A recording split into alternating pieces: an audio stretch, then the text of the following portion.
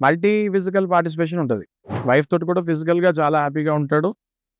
Participate చేస్తాడు ఫిజికల్‌గా frequently వైఫ్‌తో గూడా. ఏమాత్రం అసలు వైఫ్‌ని అన్‌హ్యాపీగా వదలడు. డబ్బులిస్తాడు వైఫ్‌కి. పాకెట్ మనీ ఇస్తాడు. అనుకున్న దానికంటే ఎప్పుడైతే ఎఫ్ఐఆర్‌లో పడతాడో ఇంకా ఎక్కువ ఇస్తాడు వైఫ్‌కి పాకెట్ మనీ. అనుమానం రాకూడదని. పిల్లల్ని ఇంకా చాలా బాగా చూసుకుంటూ ఉంటాడు.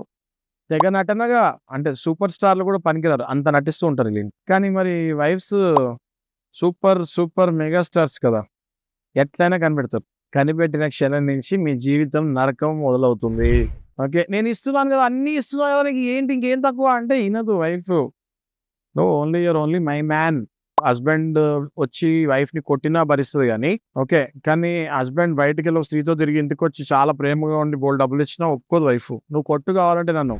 కానీ నువ్వు బయట ఎవరితోని తిరుగుతున్నావు ఒప్పుకోను. I will not share you with anyone అంటది.